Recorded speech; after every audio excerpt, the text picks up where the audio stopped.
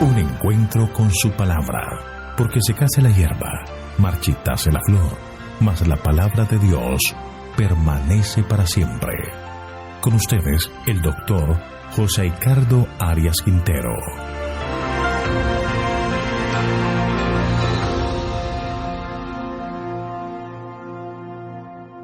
Hoy vamos a estudiar Ezequiel capítulo 6, profecía contra los montes de Israel.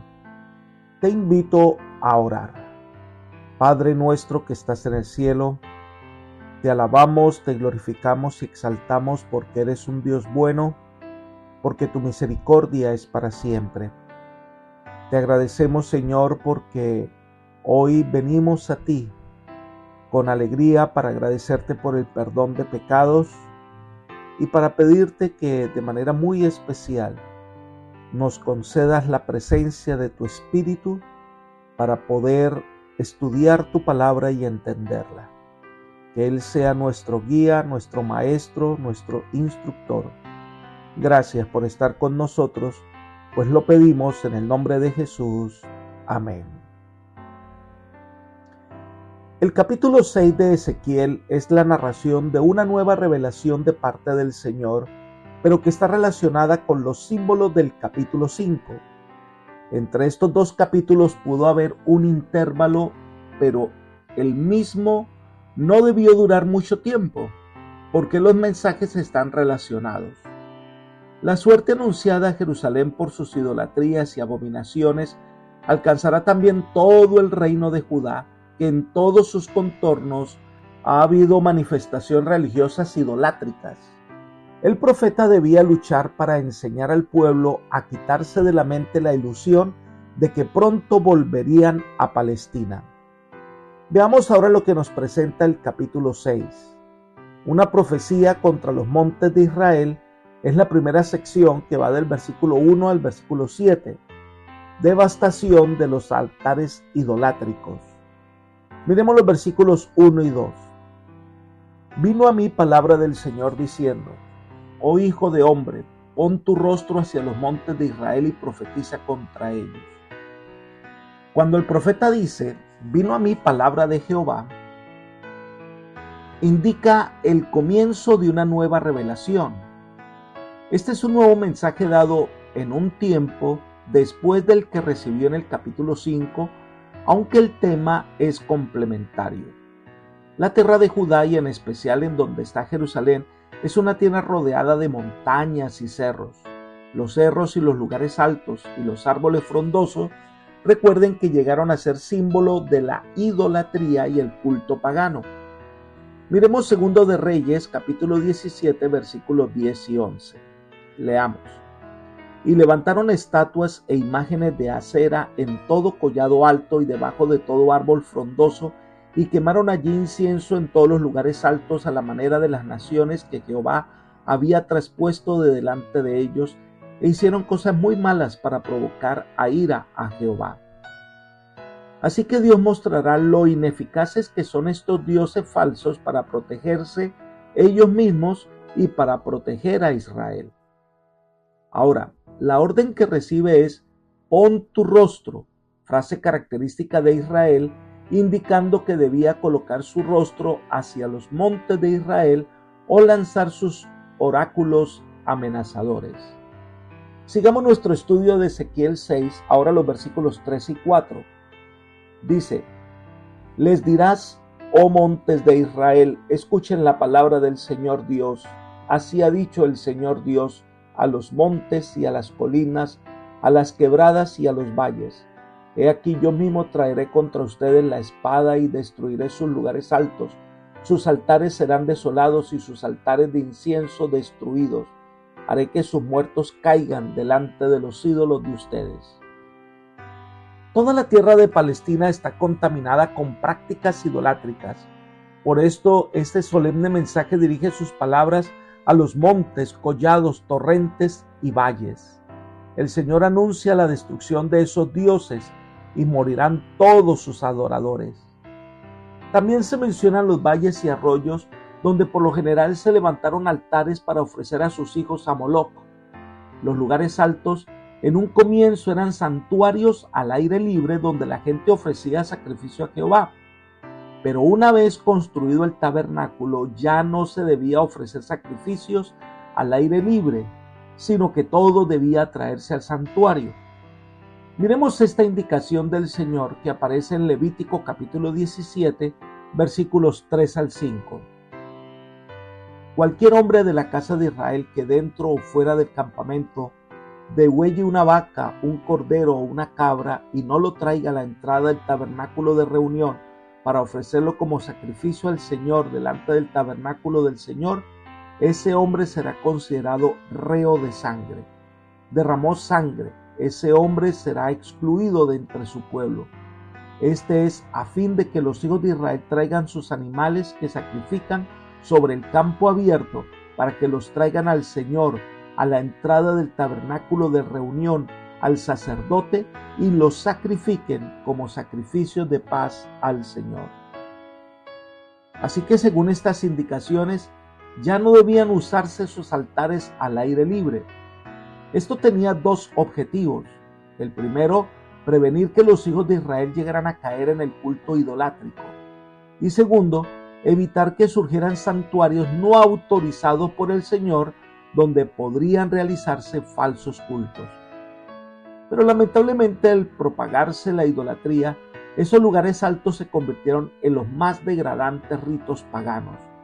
Por eso, cada reforma que ocurría en Israel tenía que comenzar con la destrucción de esos lugares de culto no autorizados por Dios. Aquí se mencionan esos altares e incluso se mencionan las imágenes del sol que serán quebradas y todos vuestros ídolos, dice el Señor. Estas palabras siempre tienen un sentido despectivo. Su significado podía ser que se dice irónicamente que los ídolos ya no serían más adorados por los vivos, sino por los cuerpos inertes de sus adoradores muertos. Sigamos estudiando Ezequiel capítulo 6, versículos 5 y 6. Dice: pondré los cadáveres de los hijos de Israel delante de sus ídolos y esparciré sus huesos alrededor de sus altares.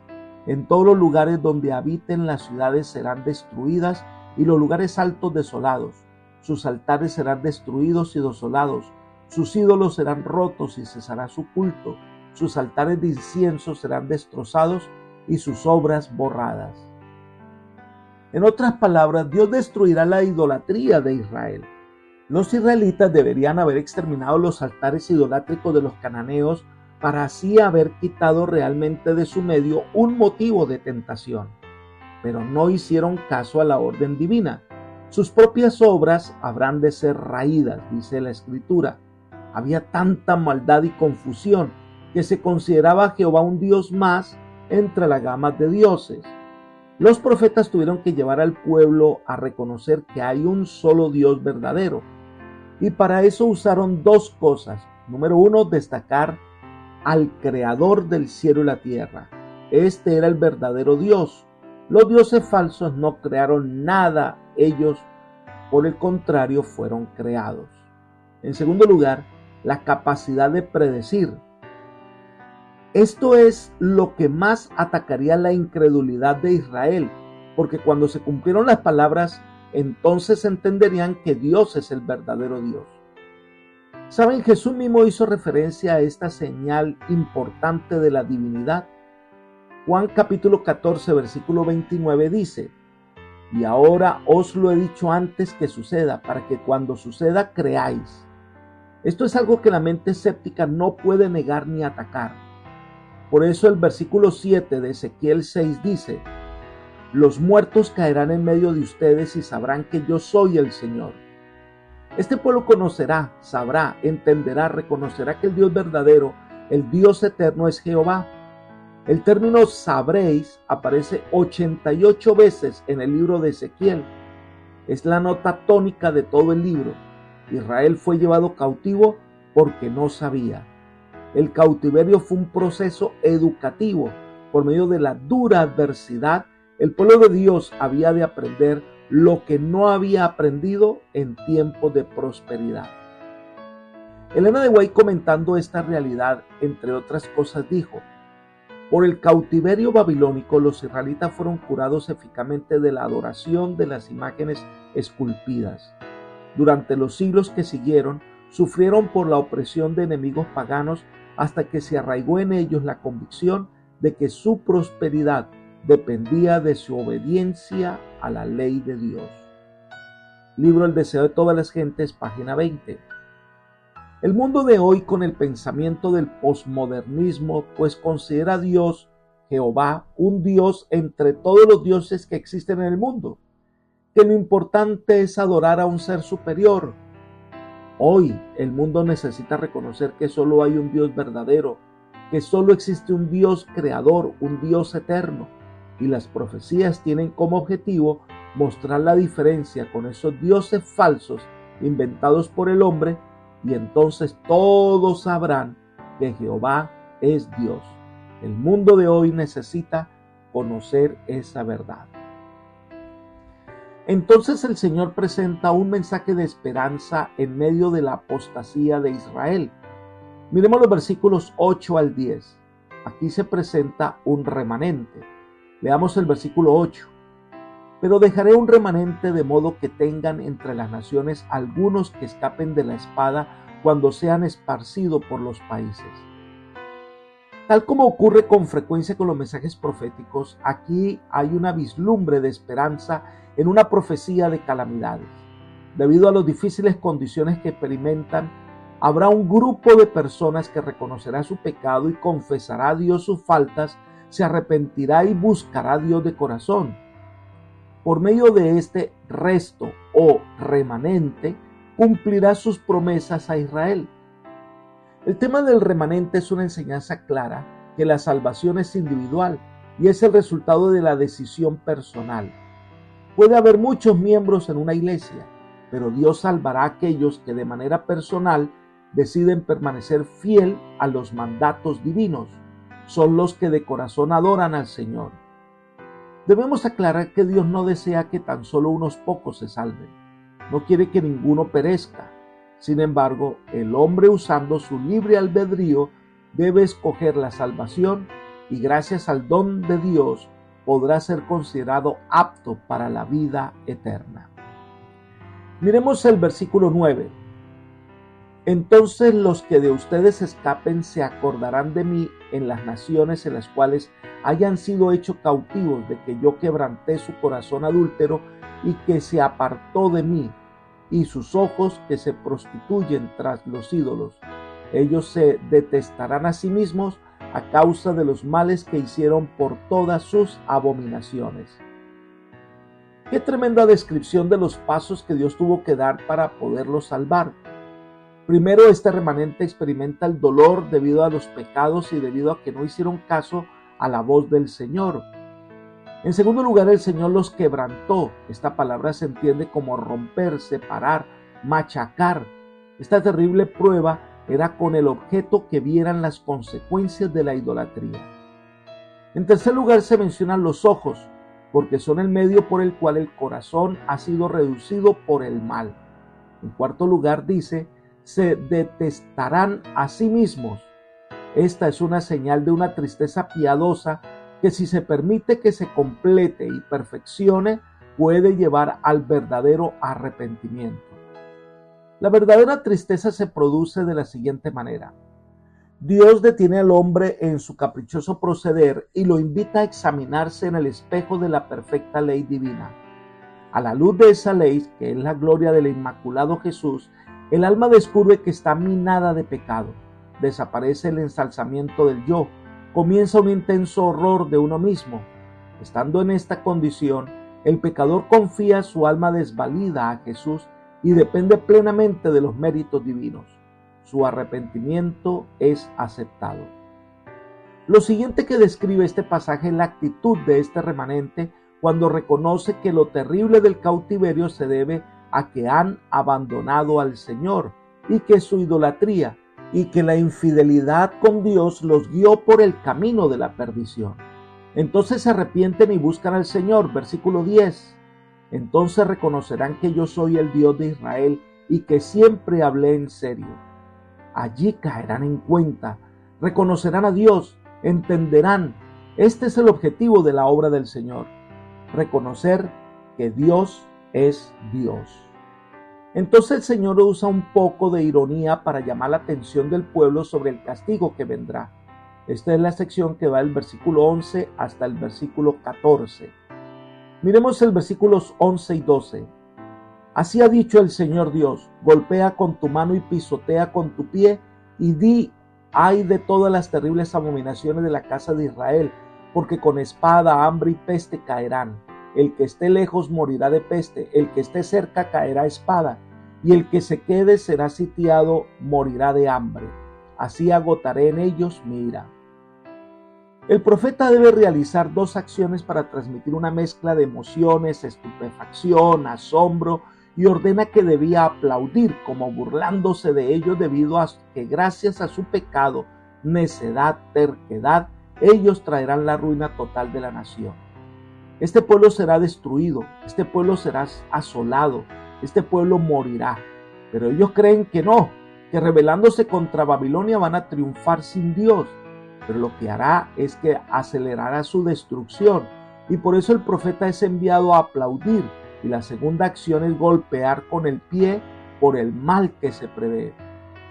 Llamar la atención de Israel por el error que estaba cometiendo. En este castigo no escaparán los que estén lejos. Nadie podrá evitar estos castigos. Todos caerían, no importa dónde estuvieran. Podemos aplicar esta realidad para lo que ocurrirá en el tiempo del fin.